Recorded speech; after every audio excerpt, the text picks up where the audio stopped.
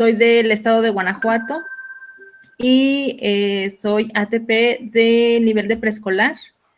Y bueno, este es un tema de, bueno, la segunda parte que corresponde a las estrategias diversificadas para una atención inclusiva, en apoyo al desarrollo del currículo y el aprendizaje. Y bueno, vamos a dar.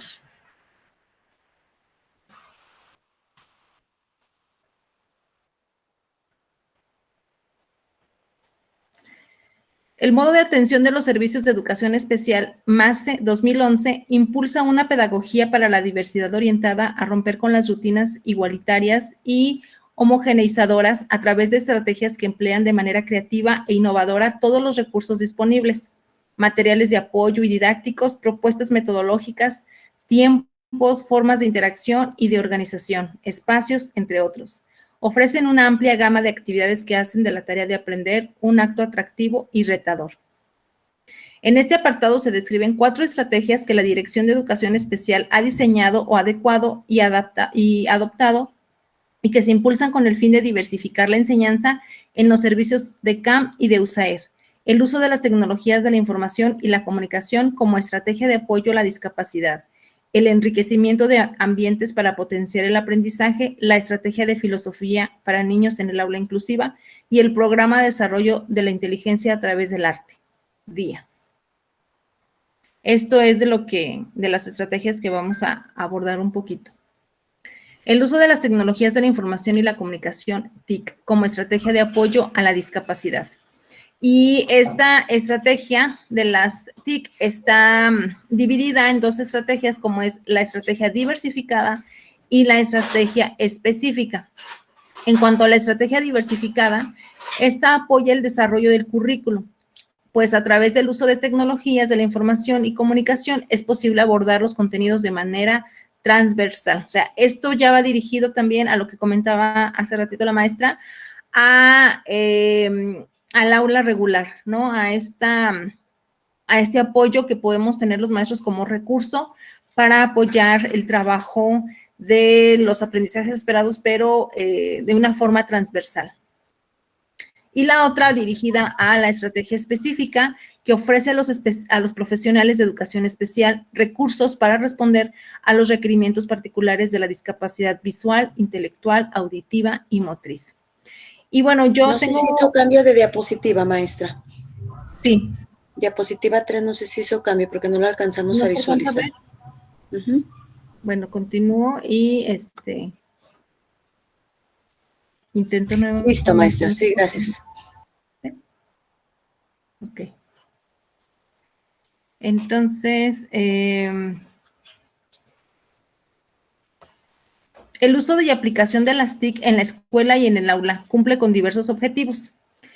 Representa un medio para la accesibilidad en el área de comunicación e información. Amplía las oportunidades de aprendizaje de todos los alumnos y las alumnas y particularmente de aquellos que enfrentan barreras para el aprendizaje y la participación y coloca a las TIC como objeto de conocimiento al alcance de todos y todas, docentes y alumnado. Algo que resaltaba mucho esta parte de la lectura era precisamente la vinculación o esta dualidad en el aprendizaje, no solamente para los alumnos, sino también para los docentes. Y yo recuerdo, bueno, estas referencias hacen alusión al 2011. Entonces, yo recuerdo cuando empezó este boom con las TIC, que yo recuerdo que en alguna otra sesión comentábamos que a veces esta información no nos llega tal y como es.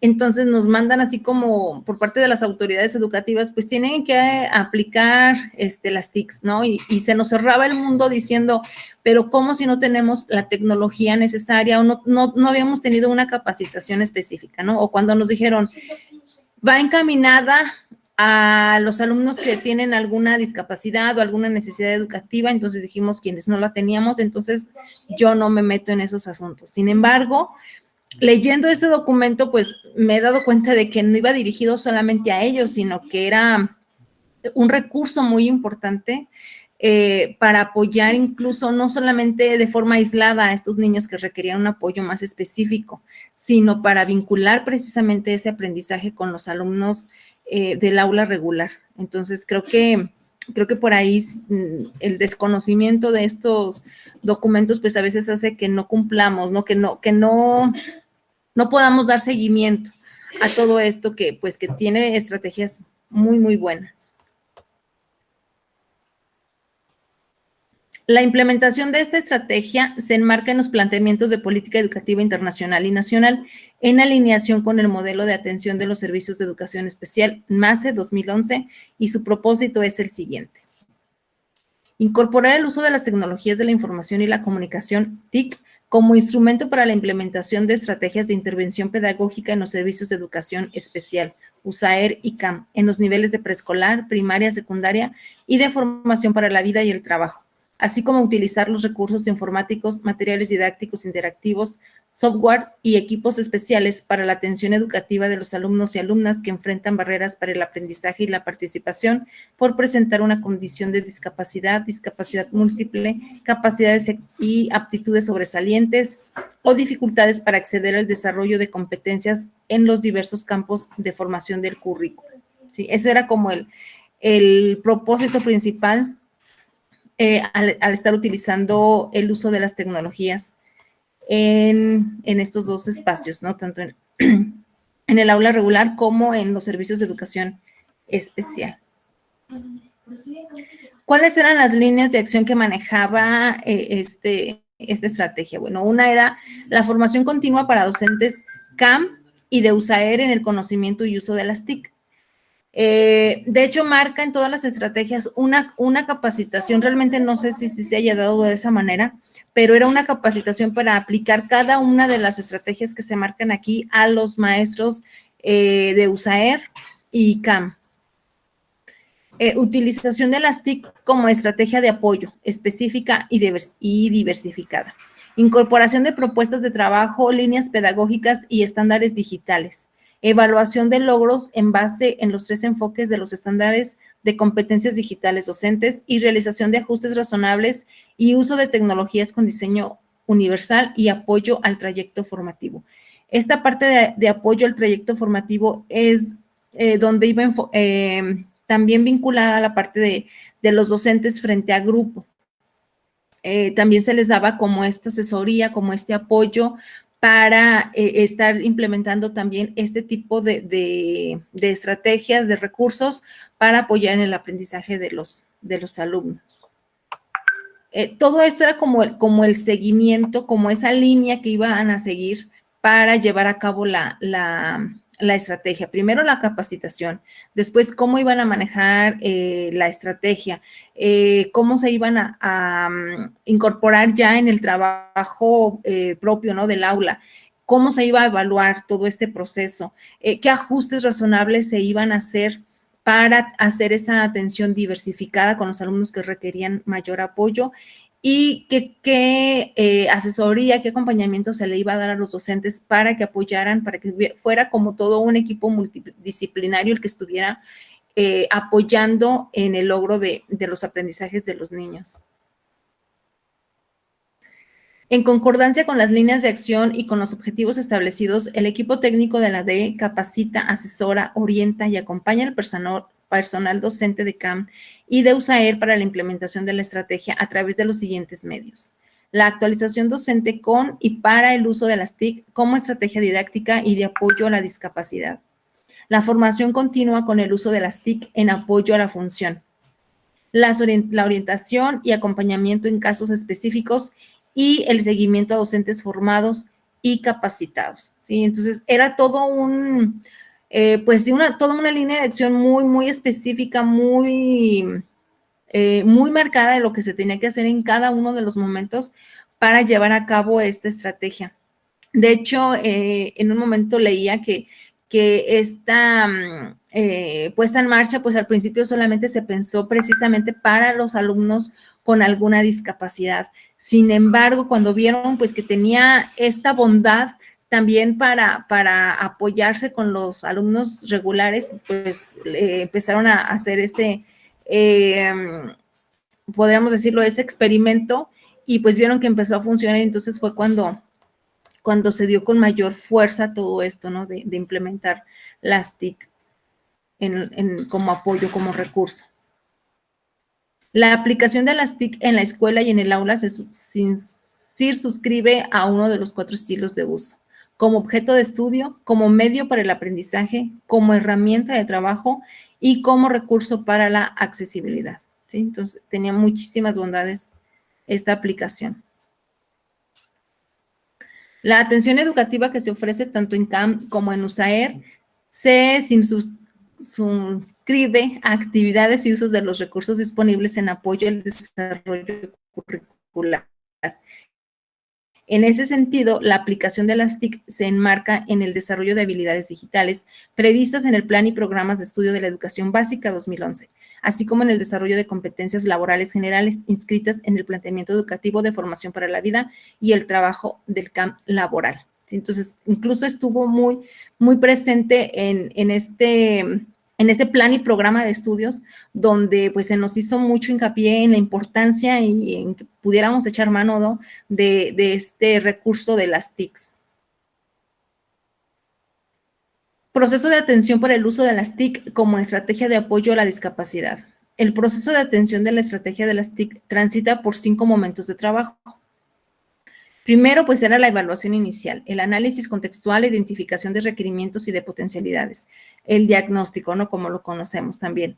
¿Qué era, cómo estaban mis niños? ¿Qué era lo que tenía que atender de ellos? ¿En qué área específica era donde necesitaba mayor atención? Si en el área visual, auditiva, motriz, de lenguaje, ¿en dónde era donde se tenía que poner mayor atención? Después, visualizar el análisis de los recursos, bueno, de los recursos que se nos presentaban, cuáles eran los que podíamos echar mano para poder utilizar el que mejor conveniera a la necesidad que tuvieran los alumnos. La elaboración de software y la realización de ajustes razonables. Viendo ya todo este panorama, bueno, qué era lo que yo iba a hacer, qué ajustes le iba a hacer de acuerdo a las necesidades identificadas en los alumnos, y entonces, bueno, empezar con esa planeación de las estrategias, ponerlas en marcha y determinar cuáles iban a ser mis indicadores de evaluación, qué era lo que yo iba a evaluar, bueno, los maestros que iban a evaluar en esta puesta en práctica, ¿no?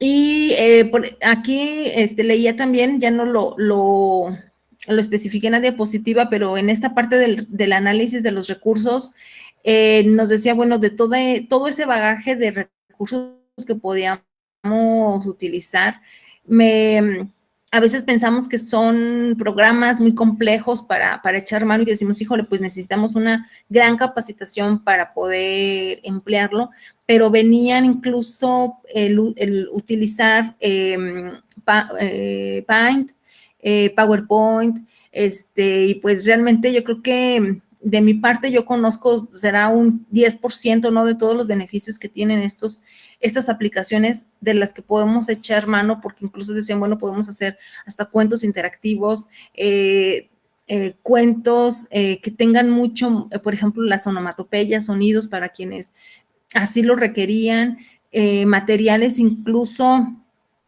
que tuvieran alguna, ahí se me fue la palabra, para los alumnos con alguna debilidad visual o ciegos, que se pudieran estar empleando para que ellos a través de la escucha, de todos los sonidos que fueran muy prácticos, muy específicos, pues apoyarlos en el aprendizaje. Entonces, nos marcaban muchísimos recursos que yo dije, híjole, no me hubiera imaginado que estos nos pudieran apoyar para estos casos muy específicos, ¿no? O sea, los utilizamos para una sola área y de ahí pues ya no nos movemos, ¿no? Y podemos darle toda esa variante para utilizarlos en otros momentos y en otras circunstancias. La discapacidad visual, vienen algunas ejemplos, lo que podíamos utilizar. El recurso para la presentación del texto con diseño amplificado o contraste de colores para personas con ceguera, con baja visión o con alguna dificultad para distinguir los colores. Asimismo, existen lectores de texto y elementos sonoros que pueden proveer de una mayor cantidad de información. Para los alumnos con discapacidad auditiva, recursos visuales tales como lámparas, señales de luz o de color o medios alternativos de información al usuario que usan canales alternos de comunicación no dependientes de la audición, así como instrucciones en video en lengua de señas mexicana. Para la discapacidad motora, dispositivos de interacción con la información tales como teclados, switch, tableros de comunicación y computadoras que pueden ser activadas por la voz o por movimiento voluntario predominante como el movimiento de los ojos o de un dedo. Y la discapacidad intelectual, tableros de comunicación, imágenes y pictogramas claros, accesibles y representativos para que la información que se desea compartir sea de fácil comprensión y en consecuencia de acceso sencillo y más rápido. Este es un ejemplo, bueno, me imagino que se les va a ver muy tenue, pero bueno, ya cuando les comparta la diapositiva, a lo mejor lo pueden visualizar un poquito mejor. Es un ejemplo de una planeación donde ya vienen las estrategias para CAM y USAER, ¿sí? ¿Qué es la actividad que se va a hacer? Es para un grupo de primero. El campo de formación es desarrollo personal y para la convivencia. Son 4 sesiones y vienen las actividades que se pueden implementar utilizando un software y bueno, todo lo que utilizan para ya realizar esta actividad. Entonces, si se fijan, pues ya es como insertar todas estas estrategias, pero a una clase, a una planeación para todo el alumnado, ¿no? Ya se hacen esos ajustes razonables o esas estrategias muy específicas para los niños que sí lo necesiten. En el contexto sociofamiliar es importante difundir la estrategia de las TIC con los padres de familia a través de la observación directa del trabajo que sus hijos e hijas realizan en el aula o con asistencia a talleres que se constituyen en espacios para conocer la estrategia e identificar formas en las cuales puedan apoyarlos en el desarrollo de las actividades escolares mediante la búsqueda de información, el desarrollo de investigaciones diversas o en el caso de los alumnos y alumnas con discapacidad, considerarla como una opción de capacitación para la vida y el trabajo o como un medio para acceder a la información o comunicarse. El apoyo con padres de familia es pues muy importante.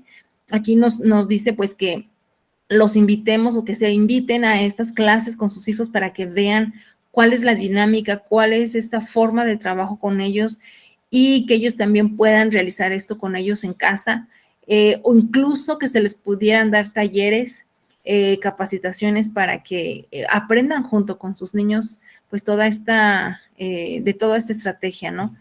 Y que no solamente les sirva como conocimiento escolar, sino que realmente les sirva para desenvolverse en su vida cotidiana. Es un formatito de los indicadores de evaluación para poder evaluar el impacto que se tuvo al implementar esta estrategia. Y vienen aquí los indicadores muy específicos de lo que se estaría evaluando en los niños.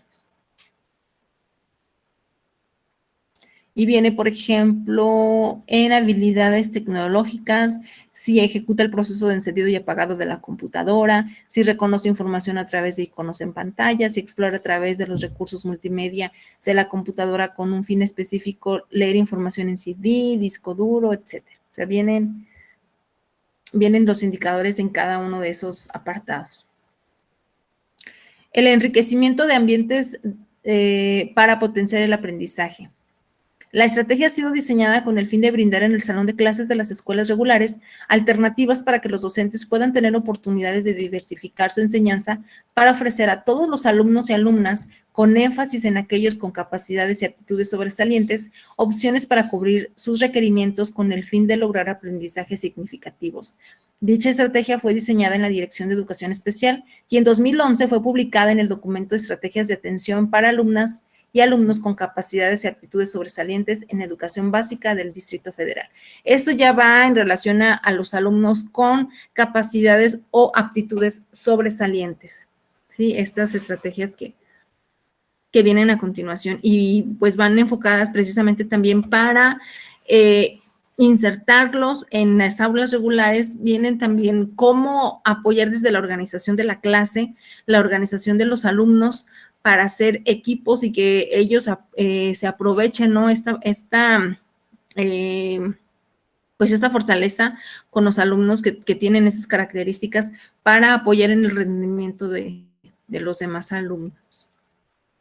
Es necesario hacer énfasis en que la respuesta educativa para los alumnos con capacidades o aptitudes sobresalientes o con talentos específicos redunda en la calidad de las interacciones que favorece y media cada profesor de grupo y o el colectivo docente en el contexto áulico, enriquecimiento curricular y contexto escolar y extraescolar, enriquecimiento extracurricular.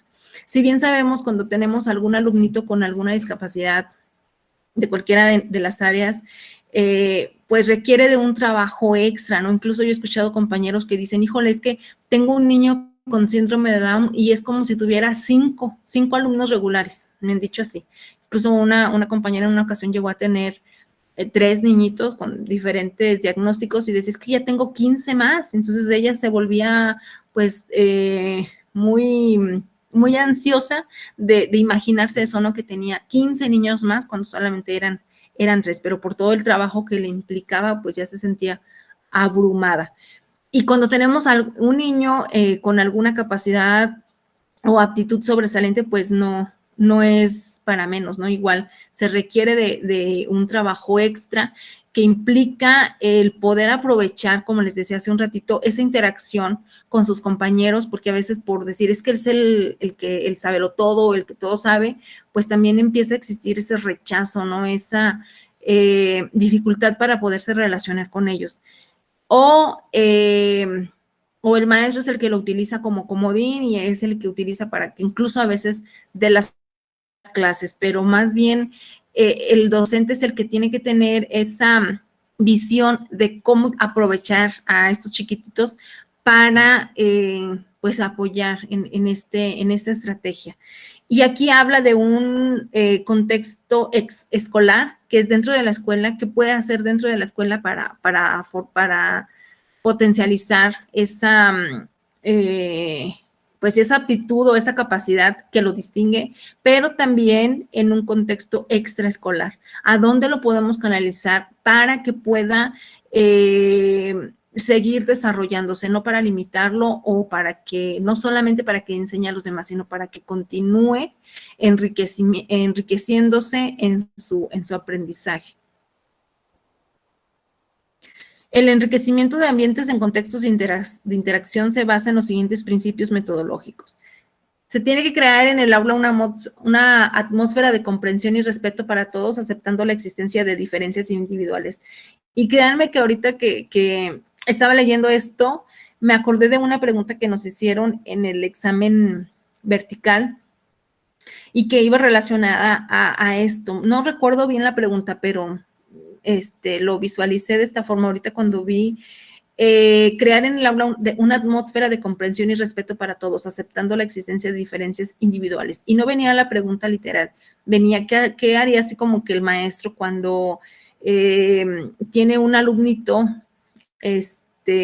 no recuerdo si era con una lengua diferente o venía de una cultura diferente, algo así. Y cómo manifestar esa inclusión, ¿no? Cómo el maestro estaba incluyéndolo con los alumnos y venían ejemplos que si el niño tocaba, hablaba en su idioma, por ejemplo, en su lengua, perdón, o que si el niño participaba con los demás en un evento y él, pues hacían como énfasis, ¿no? A su particularidad, algo así. Entonces, cuando yo leí esta parte, dije, aquí, esto sí puede ser una pregunta de examen. Esta parte de comprender, de respeto y de aceptar la existencia de diferencias individuales en el aula. Eso es fundamental, ¿sí? Utilizar una metodología flexible y abierta a través de la cual se promueva el aprendizaje por descubrimiento, el aprendizaje cooperativo, el aprendizaje entre pares, entre otros. Organizar los espacios y los tiempos de forma flexible, de manera que el grupo pueda trabajar a distintos ritmos y con distintas actividades. Fomentar el diálogo y la comunicación en el aula, estimulando la realización de preguntas sin inhibiciones y la búsqueda conjunta de respuestas. aplicar permanentemente y acorde con los planteamientos de la propuesta educativa vigente, el planteamiento y la resolución de situaciones problemáticas y el trabajo por proyectos según la naturaleza del campo formativo que se aborde. Utilizar el cuestionamiento al abordar temas y desarrollar proyectos de trabajo para promover el análisis crítico y reflexivo sobre el entorno y la posibilidad de generar propuestas de mejora. Fomentar el desarrollo de productos creativos, facilitar el aprendizaje autónomo a partir de apoyar las iniciativas o proyectos que surjan de manera espontánea. Y si se fijan, es pues parte de lo que se ha hablado mucho en otras sesiones o de lo que hablamos en nuestro trabajo cotidiano, ¿no? Del aprendizaje situado, del aprendizaje colaborativo, del pensamiento crítico, de que el docente promueva ese trabajo autónomo, dejando atrás pues esta educación directiva en la que se les dice a los niños eso es lo que tienes que hacer, lo vas a contestar de esta manera y el resultado tiene que ser tal, ¿no? Sino más bien que se les planteen problemas de su vida cotidiana y que a partir de ese trabajo entre compañeros puedan buscar soluciones que mejor favorezcan esta problemática, den solución a la problemática, pero abordando todos los campos y las áreas, por ejemplo, en el caso de preescolar, que están en el currículum para poder pues hacer esto de manera integral, que sea una educación integral. Facilitar la adquisición de estrategias de búsqueda de información y planteamiento de preguntas, posibilitar el acceso a materiales y fuentes de información para que profundicen autónomamente en un área que sea de su interés, potenciar el pensamiento divergente e independiente en el alumnado, animándoles a buscar múltiples soluciones a los problemas, pedirles que piensen en formas inusuales para resolver diferentes conflictos, conceder el derecho a equivocarse, a correr riesgos e incluso a cometer errores, así como fomentar el desarrollo de variadas formas de expresión y comunicación. ¿Sí? Lo que les decía, no hacerlo siempre de una misma manera, sino de las formas, de las diferentes maneras que creativamente puedan surgir. Y esto yo les comentaba a mis compañeros en un taller que tuvimos precisamente de resolución de problemas y yo les compartía mi experiencia, no sé si a algunos de ustedes también les haya pasado, que cuando nos ponían problemas de matemáticas, ya sabíamos que lo único que la maestra iba a revisar era el resultado, no se fijaba en el procedimiento que hacíamos. Entonces hacíamos puro algo sin lógica en el procedimiento y al compañerito que iba primero a que le revisaran y todas sus respuestas estaban bien, nos pasaban las respuestas y era lo único que revisaba la maestra, ¿no? Y pues ya con eso teníamos el mentado y famoso 10. Pero realmente el procedimiento pues no se hacía, no llegábamos a esa profundización del problema para saber para qué era lo que me preguntaban, qué tenía que hacer. Y esto nos invita a que precisamente sea la forma que sea, pueden expresarse incluso algunos de manera oral, otros de manera escrita, otros de manera corporal, pero que den rienda suelta a esa expresión para poder dar solución a un problema planteado. Reforzar y valorar expresamente la creatividad y las ideas originales, motivar la manifestación de la curiosidad y de los intereses variados, desarrollar el juicio crítico, enseñar a aceptar críticas y a darlas, distanciarse de los hechos, definir pros y contras, distinguir entre críticas constructivas y juicios de valor, potenciar la autocrítica, tener en cuenta que todos en algún momento necesitan de la ayuda de los demás, que se les enseñe y que se les motive hacia el trabajo, favorecer la autoestima de cada alumno y alumna, favorecer la inclusión social de los alumnos y las alumnas mediante la participación, la interacción y la aceptación por el grupo. Esta es otra estrategia, esta es la estrategia de filosofía para niños en el aula inclusiva. Y esta estrategia fue creada, este programa de filosofía para niños fue creado por el profesor y filósofo Matthew Lipman en la Universidad de Montclair, en Estados Unidos, como resultado de su observación con respecto a las carencias de razonamiento con las que llegaban a las universidades los estudiantes. El profesor Lipman sostenía que el pensamiento crítico se debe estimular desde temprana edad como una estrategia educativa de participación libre y democrática. ¿Sí? Es una estrategia de filosofía para niños. Y dice que aunque inicialmente el programa de filosofía para niños fue planteado como una estrategia específica de atención para los alumnos y alumnas con capacidades y aptitudes sobresalientes, en la práctica se ha observado que resulta ser una estrategia diversificada, bondadosa, de impacto en el aprendizaje y la participación de todos los estudiantes, por lo que se constituye en un medio para enriquecer el desarrollo del currículo en una atención educativa de niños, niñas, jóvenes con discapacidad. O sea, va incluido para todos los niños. El objetivo último del programa es formar personas críticas con conciencia social, ya que se orienta a desarrollar en los niños, las niñas y los jóvenes competencias que les posibiliten posicionarse filosóficamente ante el mundo e incursionar en él desde esta dimensión. Para ello se considera necesaria la introducción formativa de la filosofía en el aula a fin de favorecer el logro de los propósitos educativos relativos al individuo y a la comunidad. Esta es otra estrategia. Esta se llama el programa DIA y habla del desarrollo de la inteligencia a través del arte. ¿Sí? La otra apostaba al pensamiento crítico, al pensamiento reflexivo, incluso manejaba algunas preguntas a partir de un tema, a partir de una problemática de cualquier índole, y que podían incluso comentar acerca de que ellos qué pensaban, ¿no? Desde esta parte de la ética. Por ejemplo, sucedió esta situación, ¿tú qué harías? ¿Tú qué harías en ese caso? Y si tú fueras él, ¿tú qué solución podrías dar mejor de la que se dio en este caso? Entonces, iba relacionado a desarrollar este pensamiento, no solamente para favorecer la inteligencia cognitiva, sino también para desarrollar esa inteligencia emocional y favorecer mejores relaciones entre individuos, que favoreciera pues una sociedad más, pues con mejores relaciones, ¿no? Entre los individuos. Era como el propósito, como lo que el profesor que creó esta estrategia pues tenía en mente.